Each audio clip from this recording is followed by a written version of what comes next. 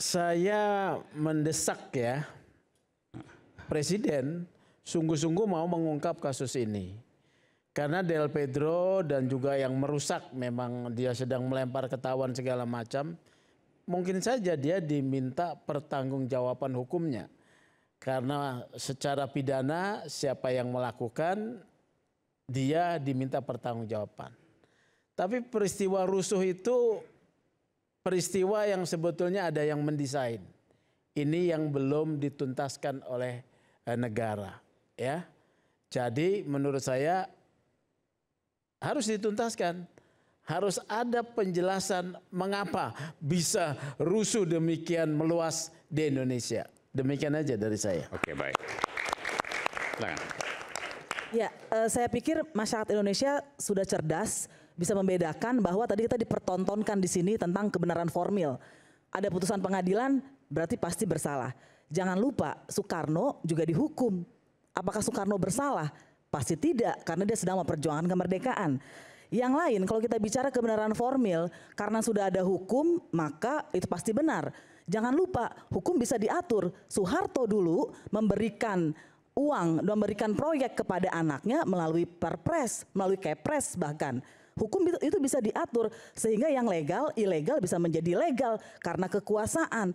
Dan saya pikir kubu Pak Prabowo sebelum menjadi presiden itu kan sibuk ribut mengatakan mereka dikriminalisasi. Dan benar, sebagian kasus itu benar yang mereka katakan mereka dikriminalisasi.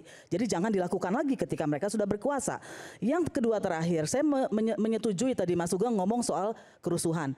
Indonesia ini dihantui oleh kerusuhan dari fase ke fase dan tidak pernah bisa kita retas. Tidak pernah, kita cuma bisa lihat polanya seragam gitu ya, ada yang mendahului, terlatih dan massa ikut. Tapi kemudian kita tidak pernah bisa mengungkap itu. Dan selalu ada kambing hitam, tadi sudah disebutkan PRD dan kawan-kawan itu jadi kambing hitam 27 Juli, kuda tuli. Adnan Buyung Nasution ditahan 22 bulan ketika pasca kerusuhan Malari.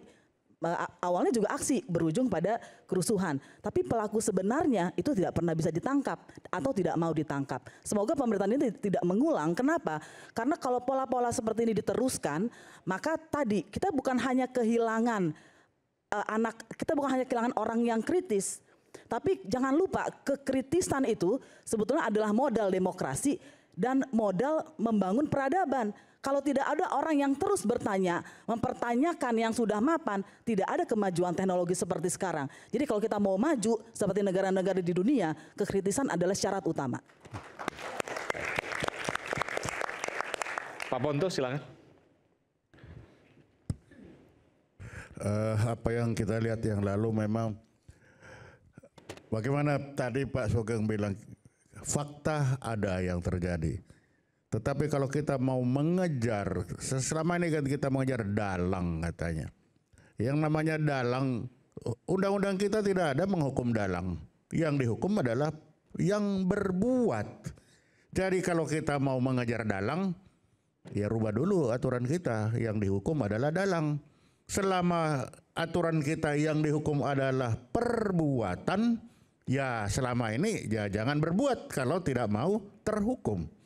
Karena itulah aturan kita yang ada sekarang. Demikian, terima kasih. Oke, baik. Terakhir, Ibu Magda, ibunda dari Del Pedro Marhain. Ada yang ingin disampaikan, Bu, untuk terakhir kalinya di acara ini? Silakan. Rasanya udah cukup ya untuk dilanjutkan lagi. Karena saya lihat ya tetap aja pembicaraan bahwa yang saya inginkan adanya keadilan buat anak saya. Karena saya mengharapkan pengadilan itu adalah tempatnya adanya keadilan. Mudah-mudahan nanti betul-betul itu terwujud dalam kasus anak saya ini mendapatkan keadilan yang seadil-adilnya. Kan jangan pengadilan menjadikan lebih dekat lagi, Bu. Iya, jangan pengadilan menjadikan tempat tidak adanya keadilan. Itu yang saya inginkan. Gitu. Ibu harap betul bahwa pengadilan nanti ya mengadilkan para aktivis termasuk putra Ibu Del Pedro. Nah, kalau jadi tadi ajang untuk pengujian dan menghasilkan sebuah keadilan. Betul. Tadi kalau Pak Petra akan lebih kepada ke Polri-nya daripada ke masyarakatnya. Baik. Ya. Anda mau tambahkan sedikit, Pak Petra? Bang Pitra lebih kepada polisinya dibanding masyarakatnya katanya. Mungkin Anda mau jawab? Ya. Jadi begini, Bu, bukan masalah polisi dan masyarakatnya. Saya kira saya hadir di sini sebagai penegak hukum dan praktisi hukum, tata kuasa penegak hukum. Jadi kalau dibilang polisi salah, itu memang tugas mereka untuk menegakkan hukum. Jadi saya berbicara sesuai dengan ketentuan hukum sebagaimana diatur dalam Undang-Undang Nomor 2 tahun 2002 tadi tentang kepolisian. Jadi kalau dibilang membela polisi, yes, kalau benar sesuai dengan tugas kita bela. Kalau salah ya kita katakan salah. Oke. Sampai sekarang kan sudah dilakukan pra-peradilan, tidak ada kesalahan prosedur yang dilakukan oleh kepolisian. Kalau memang polisi salah hari ini melakukan, mohon maaf, penyelidikan dan penyidikan kepada anak ibu, tentu ya melalui putusan pra-peradilan dikabulkan permohonan pra-peradilan daripada anak ibu. Jadi itulah fungsi pengawasan yang dilakukan oleh negara melalui pengadilan kepada penyidik, gitu. Jadi bukan berarti kita bilang oh ini polisi salah, tapi kita nggak tahu salahnya di mana ya, gitu loh. Itu tadi. Makanya Bang Aiman saya bilang bahwasanya polisi itu selalu mengedepankan prinsip salus populi suprema lex exto tadi, keselamatan rakyat adalah hukum yang tertinggi. Terima kasih. Baik, terima kasih. Jika ada sebuah, oke sedikit lagi. Jadi polisi itu betul dia penegak hukum.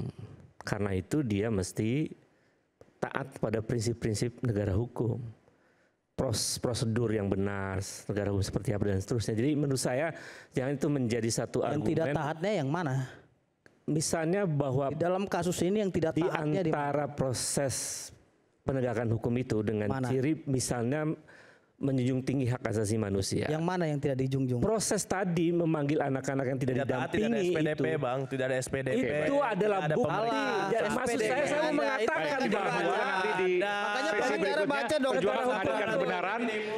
kebenaran. Jika ada perjuangan menghadirkan kebenaran, maka hukum seharusnya selalu berdiri untuk keadilan. Saya Aiman Wicaksono, sampai jumpa di Rakyat Bersuara berikutnya. Salam.